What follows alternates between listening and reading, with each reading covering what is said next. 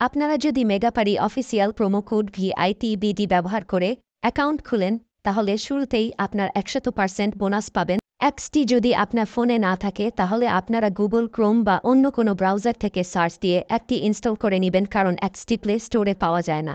Install করার পর আপনাদের সামনে এমন একটি পেজ ওপেন হবে। ডান পাশে থাকা রেজিস্ট্রেশন বাটনে ক্লিক করবেন। রেজিস্ট্রেশন বাটনে ক্লিক করার পর আপনাদের সামনে নতুন একটি পেজ ওপেন হবে। এখানে আপনারা একটি ফর্ম দেখতে পারবেন। এখানে কান্ট্রি বাংলাদেশ এবং কারেন্সির ঘরে বিডিটি রয়েছে। এখানে আপনারা একটি ইমেল অ্যাড্রেস দিয়ে দেবেন এবং নিচে পাসওয়ার্ড দিতে হবে। পাসওয়ার্ডটি দেওয়া হয়ে গেলে নিচে রিপিট পাসওয়ার্ডের জায়গায় সেম পাসওয়ার্ডটি পুনরায় দেবেন। এটি দেওয়া হয়ে গেলে নিচে একটি প্রোমো কোডের ঘর দেখতে পাবেন। এই প্রোমো কোডের ঘরে মেগাপারির অফিসিয়াল প্রোমো কোড ভিআইটিবিডি বড় হাতে ব্যবহার করবেন। প্রোমো কোড ভিআইটিবিডি ব্যবহার করলে আপনারা প্রথম ডিপোজিটের নিশ্চিত 130% বোনাস পাবেন। তাছাড়া প্রত্যেক সপ্তাহে বোনাস, আপনার জন্মদিনে বোনাস পাবেন। মেগাপারির অফিসিয়াল প্রোমো কোড ভিআইটিবিডি ব্যবহার করার পর নিচে এখানে 4টি ঘর রয়েছে, এগুলোতে টিক চিহ্ন দিয়ে সবুজ বাটনে ক্লিক করবেন।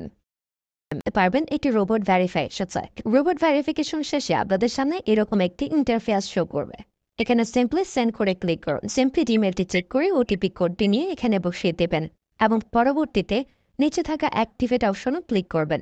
অ্যাক্টিভেট অপশনে ক্লিক করার পর আপনি পাসওয়ার্ডটি দেখতে পারবেন। এখান থেকে একটি স্ক্রিনশট নিয়ে নেবেন এবং এখানে ক্লিক করে এটিকে কপি করে নেবেন। তার পরবর্তীতে নিচে নেক্সট ক্লিক করবেন।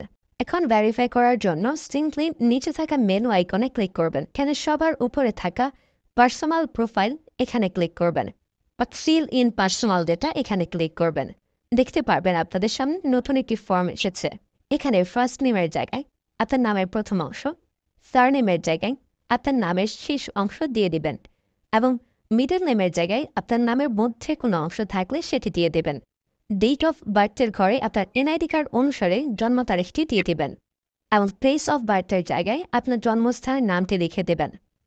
রেজিয়নের জায়গায় বাংলাদেশ দেবেন এবং সিটির ঘরে আপনি যে সিটিতে রয়েছেন সেই সিটির নামটি দিয়ে দেবেন। পরবর্তীতে ডকুমেন্ট টাইপে ক্লিক করে ন্যাশনাল আইডি কার্ড এটি সিলেক্ট করবেন এবং সিরিজের ঘরে 1 লিখে দেবেন। তার পরবর্তী ডকুমেন্ট নাম্বারের ঘরে আপনার এনআইডি কার্ডের সম্পূর্ণ নাম্বারটি দিয়ে দেবেন।